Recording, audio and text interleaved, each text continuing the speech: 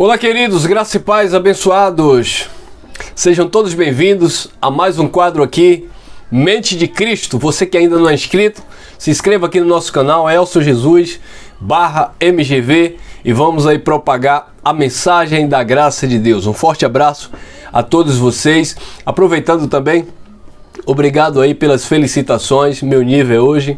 Obrigado aí vocês que pelas redes sociais, no WhatsApp, no Facebook, têm deixado aí as felicitações, tá bom? Vamos crescer na graça e no conhecimento de Deus. Eu não vou ficar muito tempo nessa mensagem.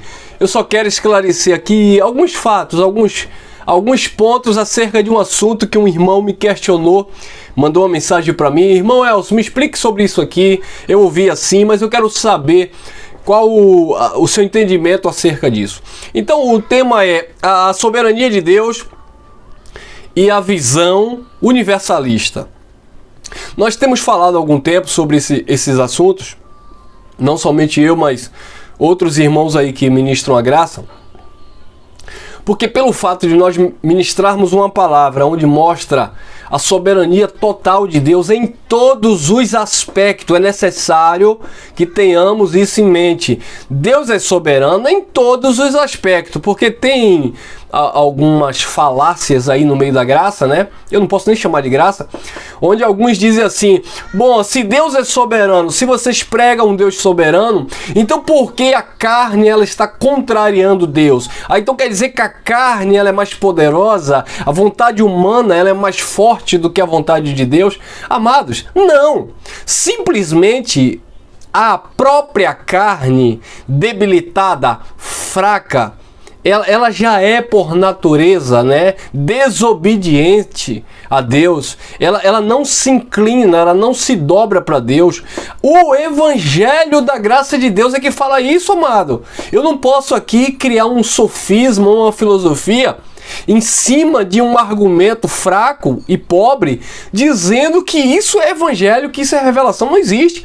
O apóstolo Paulo, aquele que nós temos como alguém que manifestou, que apresentou, né, que lançou o fundamento da graça de Deus, ele disse, não só apenas na carta aos Gálatas, capítulo 5, que é uma luta constante, a carne contra o espírito, estes se opõem um ao outro. O nosso homem interior tem desejo e se dobra à vontade do Espírito de Deus, se dobra para Deus. Mas o nosso homem exterior, falando de uma natureza humana, de uma mente carnal, ela não se dobra, ela não se submete à vontade do Espírito de Deus.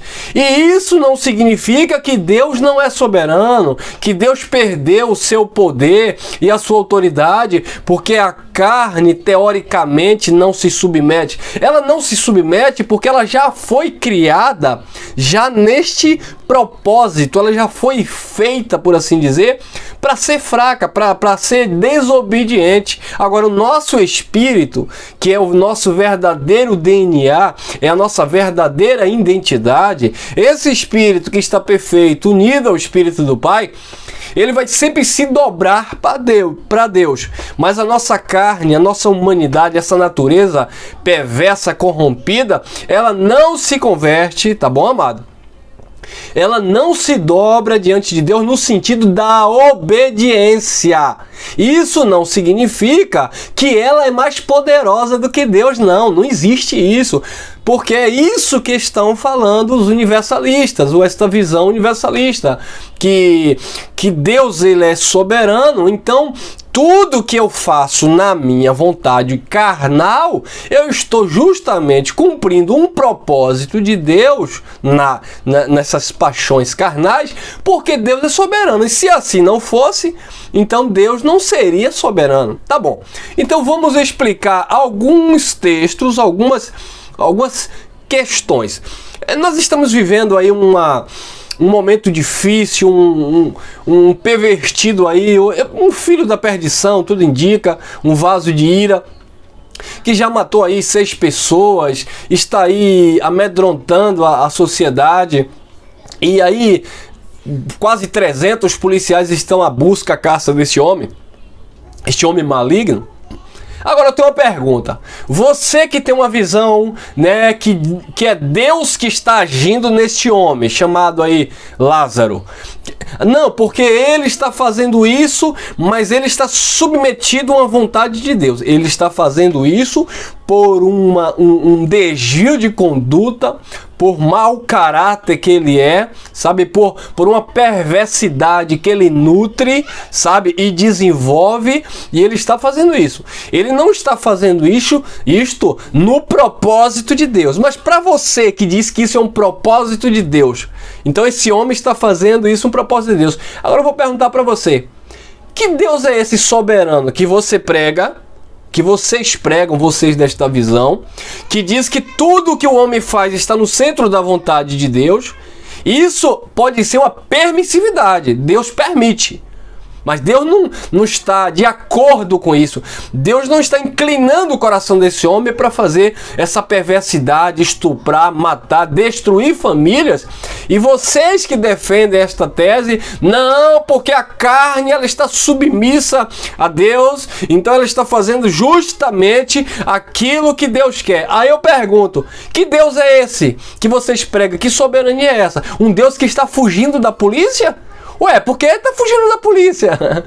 Por que está aí há quase 15 dias fugindo da polícia? Ah, é Deus fazendo? E por que Deus está correndo dos homens? Ah, então esse Deus soberano que vocês dizem que está cumprindo a vontade de Deus, está justamente correndo do homem, fugindo do homem. Não faz sentido, amado, não faz sentido essa tese.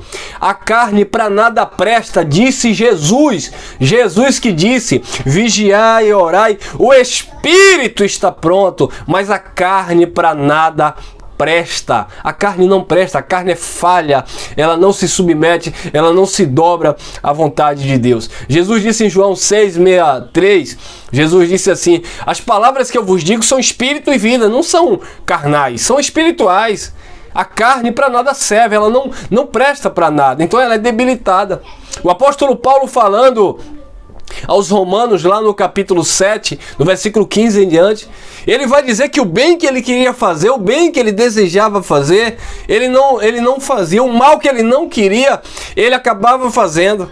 Aí ele dizia, já não faço mais eu, mas a carne, quer dizer, essa natureza humana, essa natureza perversa, essa carne me inclina para o erro. Esse mal que existe em mim é justamente essas paixões humanas, desenfreadas. Então é disso que Paulo estava falando. Paulo não estava dizendo que ele fazia o mal porque Deus inclinava ele para o mal. Deus não pode ser tentado pelo homem e a ninguém tenta. Então o homem sendo tentado não pode dizer de Deus eu sou tentado. É Deus que colocou no meu coração matar, roubar e destruir. Foi Deus que me incentivou à prática do mal. Pelo contrário, Deus é amor. E a justiça de Deus se manifesta nos filhos de Deus, naqueles que tiveram um caráter verdadeiramente transformado por este evangelho, para entender que todo o mal que o homem faz é a sua natureza. E não adianta tentar anular a soberania de Deus, porque nós dizemos que a carne tem uma vontade própria. Não adianta. Deus é tão soberano que deu uma liberdade a esta carne. Deus é tão soberano que criou essa natureza humana fraca, que criou essa natureza humana que permitiu, que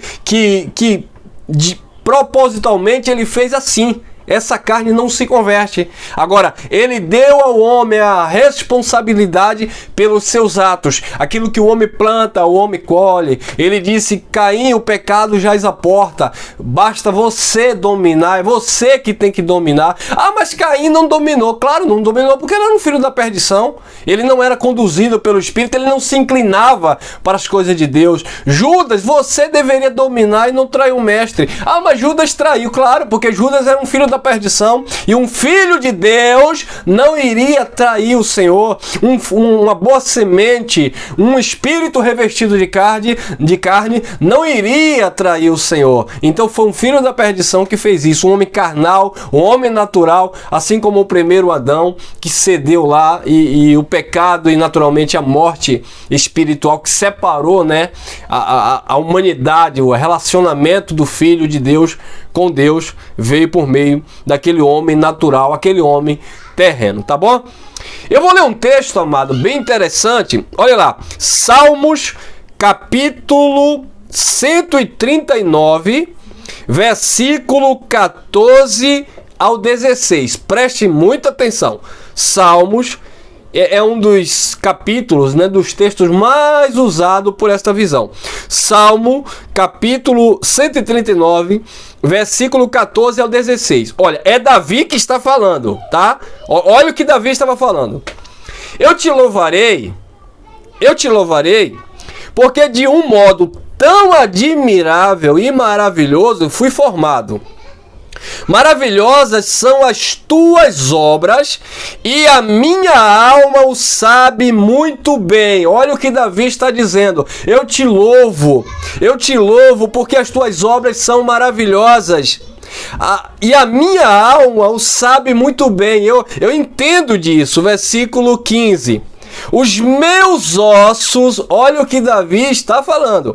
Os meus ossos não te forem cobertos, quando no oculto fui formado e esmeradamente tecido nas profundezas da terra. Olha o 16, pegue a visão. Os teus olhos viram a minha substância ainda informe, e no teu livro, olha, no teu livro foram escritos os dias. Presta atenção. No teu livro foram escritos os dias. Sim, todos os dias que foram ordenados para mim, quando ainda nenhum ainda havia. Ou seja, quando ainda nenhum dia ainda havia. Olha, no teu livro, é isso que eu quero que você preste atenção. No teu livro foram escritos todos os dias, sim, todos os dias que foram ordenados para mim, quando ainda não havia nenhum deles. Ou seja, não havia nenhum dia ainda.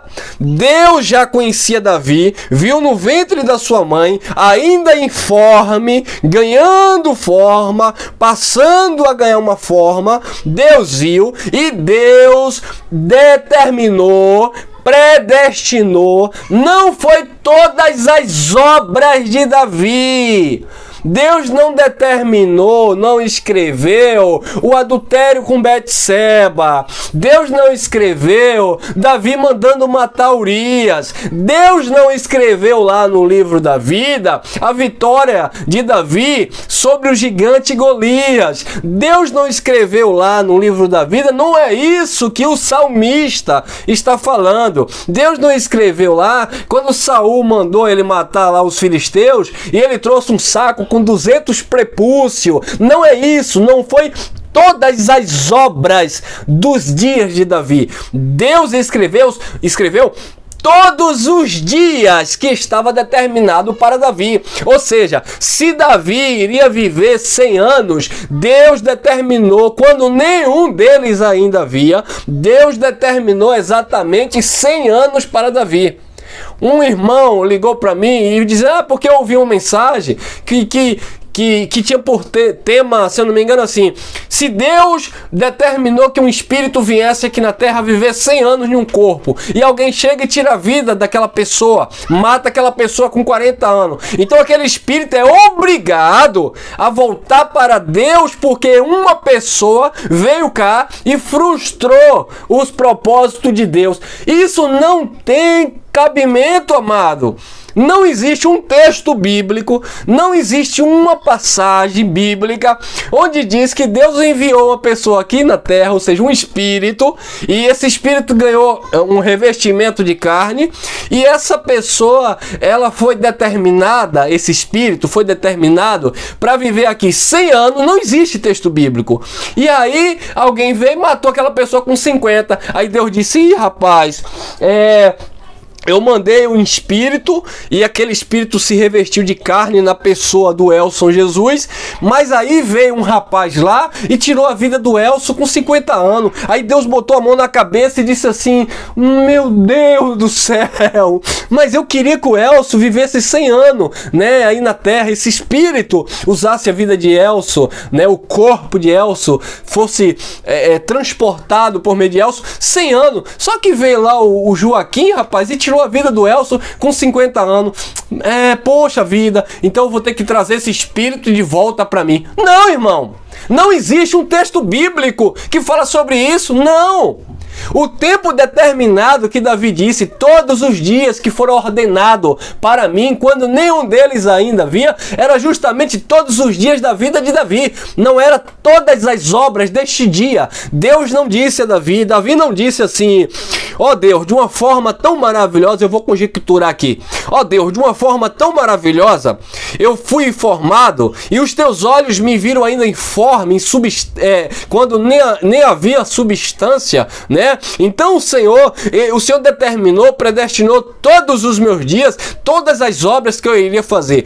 Então o Senhor determinou que naquele sábado de manhã, que eu fui me consagrar no templo, o Senhor determinou que naquele domingo, aquela tarde ou naquela noite, o Senhor determinou naquele dia que eu iria me encontrar com Betseba e iria mandar o soldado lá para a linha de frente. O Senhor também determinou que eu fosse lá desafiar Golias. Não, Davi nem sabia disso. Essas coisas foram acontecendo no dia a dia de Davi. O tempo que estava determinado, todos os dias que foram ordenados para Davi, foram justamente a vida dele aqui na terra. Deus teve o tempo de trazer Davi e já tinha determinado o tempo de levar Davi. Há tempo de nascer e há tempo de morrer.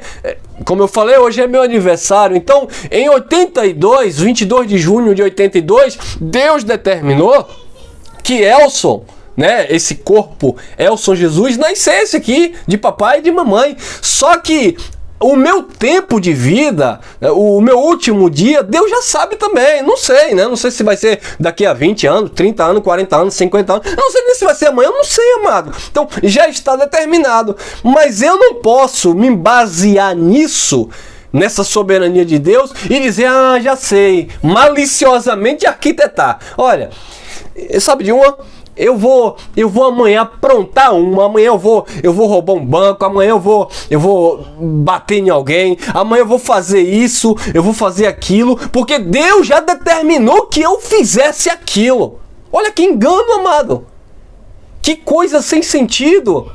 Eu não posso entrar na mente de Deus para ver o que Deus já viu. É claro que Deus já viu o amanhã. Deus, além de ser soberano, Ele é onisciente, onipotente, onipresente. Deus sabe o que eu vou fazer daqui a 50 anos. Deus sabe o que eu vou fazer daqui a 10 anos na minha humanidade. É claro que Ele sabe. Mas isso não significa que eu tenho que me utilizar da soberania de Deus, usar isso como capa de malícia, para que tudo que eu vier a fazer, eu responsabilizar Deus. Acertei, glória a Deus. Errei, foi o Senhor. Matei, foi o Senhor. Fez isso, foi o Senhor. E é isso que essa visão universalista tem enxertado na mente das pessoas. E infelizmente, muitas pessoas têm caído nesse conto do vigário, amado. Soberania de Deus não é anulada porque o próprio Deus deu uma liberdade, um livre-arbítrio na nossa horizontal. Na vertical nós não temos livre-arbítrio, salvação eterna é de Deus, a perdição para aqueles que já são mesmo é de Deus, o tempo de vida determinado pelo Pai é de Deus, Ele já determinou todos os dias, quando você nasceu e quando você vai partir. Agora, as obras do dia a dia, somos nós que somos responsáveis. Assim como o culto é racional, Deus nos deu também uma racionalidade para discernir tanto o bem quanto o mal. Isso é bíblico, isso é evangelho. Deus nos deu uma racionalidade para saber fazer o que é certo, o que é errado. Porque senão, Ele não teria estabelecido princípios e leis, tanto lá no Antigo Pacto, como agora no Pacto da Graça, onde Ele diz que nós tenhamos que ser santo, onde Ele diz que nós devemos guardar, sabe, o nosso coração e fazer morrer as paixões carnais, onde ele nos ensina através do apóstolo Paulo que nós devemos fazer morrer a nossa natureza. Então, seria contraditório você fazer o mal e dizer que a vontade absoluta e soberana de Deus, quando o Evangelho vem nos educar e dizer justamente o contrário, para largar as impiedades, largar a prostituição, largar a mentira, largar isso, largar aquilo e sermos de fato novas criaturas, mentes de Cristo, para viver o Evangelho da nova e eterna aliança, tá bom? Então deixa essa reflexão para vocês. Existe um texto bem interessante também, que está lá em Êxodo capítulo 7, quando Deus endurece o coração de Faraó para não liberar o seu povo, Deus avisa a Moisés: você vai, mas eu vou endurecer o coração de Faraó. Olha, meu amado, existe no Antigo Pacto textos específicos, e todo o propósito de Deus endurecer o coração de Faraó ali era justamente para que o nome do Senhor fosse glorificado. Então, Faraó, ele não teve vontade própria dentro daquele contexto, porque Deus endurecia e amolecia quando ele queria, para que o nome do Senhor fosse glorificado através do povo de Israel e através dos sinais que teria que acontecer. Nós vemos também um caso como quando Jonas é mandado a pregar em Nínive, e ele pega um barco e vai para Tarsis, né, para Tarsis, e Deus faz com que cria uma situação para que ele volte, porque Deus queria que ele fosse pregar. Então, os propósitos de Deus não podem ser frustrados. Mas aquilo ali não tem nada a ver com obra carnal de Jonas. Jonas não estava ali se prostituindo, matando e roubando e dizendo que era vontade de Deus. Simplesmente Jonas, como filho, estava desobedecendo uma ordem direta de Deus, se rebelando, né, contra a vontade absoluta de Deus, e aí Deus criou situação para que ele voltasse lá e falasse aquilo que Deus queria que ele falasse, tá bom? É diferente. Vamos ver também Daniel, capítulo 1, versículo 8, quando Daniel ali vai ser instruído, né, pelos homens ali da Babilônia, e eles precisam comer o alimento ali, o manjar do rei, e Daniel propôs no seu coração,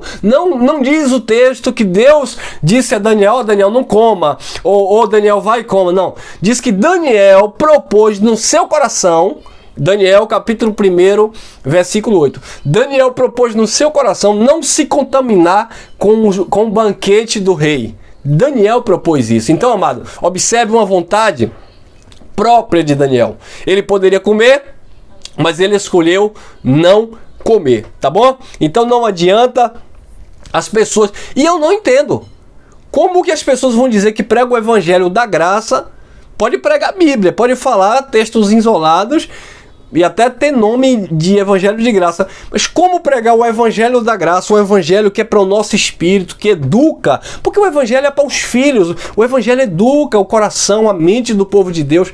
Como dizer que o mal que uma pessoa faz é um propósito, porque Deus o determinou para aquilo, e mesmo assim, aí é que entra o pior, o absurdo, é dizer que essa pessoa é filho de Deus. Não, existe sim os propósitos de Deus aí nos vasos de ira, nos filhos da perdição. Essas pessoas que fazem esse mal e não sentem dolo, essas pessoas que não têm remorso, essas pessoas que não têm sentimento humano, essas pessoas perversas, malignas, claro que existe. São pessoas filhos da perdição. São pessoas totalmente desprovidas de um mínimo de amor de Deus. São pessoas que não se importa com a vida do outro. Tem prazer em ver sangue, tem prazer em ver morte. E aí vem alguém dizendo que não. Que lindo isso. Que essas pessoas estão justamente fazendo a vontade de Deus. E o pior é que é um salvo. É que é um filho de Deus. Não. Não existe isso, amado. Guarde essa palavra no teu coração.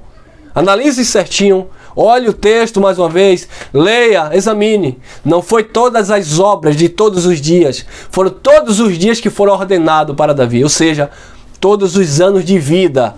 E Davi, diariamente, ia se descobrindo, você e eu, diariamente nós vamos descobrindo, evidenciando, vivendo hoje direcionado, orientado pela palavra da graça, ministrado pelo Espírito, e o Espírito não vai conduzir você ao erro, o Espírito conduz você à verdade, o Espírito não conduz você, e se não tem um Espírito, não é de Deus, disse Paulo. Aquele que não tem o Espírito de Cristo não é de Deus. Então como é que uma pessoa dessa está fazendo mal e é filho de Deus? Não existe, irmão. Ah, mas filho de Deus também faz o mal. Sim, filho de Deus faz o mal, logo se arrepende, existe um remorso no coração, e existe logo a perturbação mesmo na mente, porque o espírito começa ali a queimar, porque se é um filho é disciplinado, papai disciplina, papai corrige, logo de fato ele deixa de praticar aquilo, a palavra entra, penetra no coração dele, afinal de contas ele é um espírito aperfeiçoado, e ele vai sendo educado. É diferente de alguém que nasceu assim. Salmo 58, versículo 3. Desde a madre, eles nasceram para errar. São mentirosos, são peçonhentos como cobras venenosas. Nasceram assim. Então não tem como pegar isso e aplicar e dizer que é filho de Deus que está cumprindo a vontade de Deus, tá? Fique com esta reflexão aí no teu coração. Graça e paz, e até o nosso próximo encontro.